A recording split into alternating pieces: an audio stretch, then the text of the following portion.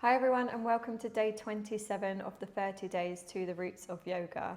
So today I'm going to be guiding you through the first 2 limbs of the 8 limbs of yoga, or the 8-limbed path, which are the Yamas and Niyamas. These are ethical principles that we use towards ourselves and towards others as well. And before we begin, I just wanted to let you know that this is just a brief introduction to each of the Yamas and Niyamas. For more details on them and how you can apply them to your life, please read or listen to my book, A Beginner's Guide to the Roots of Yoga. So the first limb of the 8-limb path is Yamas. And the term yama means discipline or restraint, also described as an attitude or a behavior. It's the response that we have towards things or people outside of ourselves. It's how we relate to others, and it's the relationship that we have between ourselves and the outside world. There are 5 yamas, and the first one is ahimsa, which means non-harm.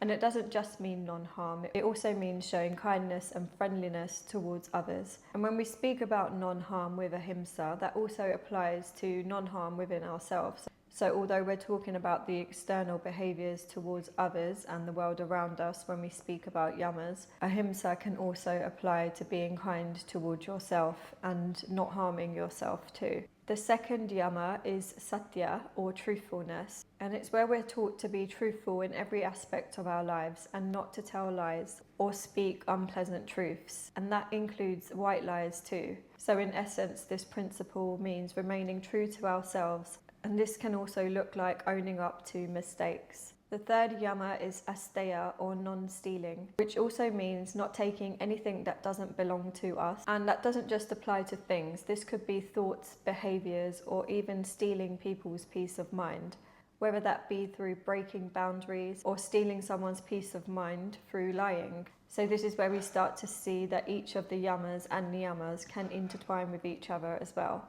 The fourth yama is brahmacharya, or moderation, and it's about not overindulging. And with this yama, we practice responsible behavior. So that could look like not overindulging in TV shows, overindulging in food or pleasurable things. It's an act of self-control that's used to preserve our energy. So that could also look like not overindulging in thoughts or overthinking, so that we're able to preserve our energy for spiritual growth and really move toward that path of truth or liberation or moksha. The last yama is aparigraha, which means only taking what's necessary. So not taking more than we need. For an example, if you're offered a free drink but you already have one and you don't need another drink, not taking it just because it's free. So in a sense, it's learning to let go of attachments to things, people or thoughts, and kind of like having an abundance mindset, knowing that anything that you will need will be provided by the universe or whichever higher power that you believe in. And it's worth also noting that the yamas and niyamas aren't seen as a practice as such, but rather something that we can apply to our everyday life. And the niyamas are more personal because they're how we relate to ourselves. The first niyama being saucha, or cleanliness, which can mean keeping ourselves clean mentally, spiritually and emotionally. And we can apply this by using practices like asana and pranayama, as we've practiced in previous days, as those are ways of cleansing our spiritual and physical bodies. And this can also apply to our external environment. So if we're living in a really messy room, for an example, it's said that our external environment is a reflection of our internal state.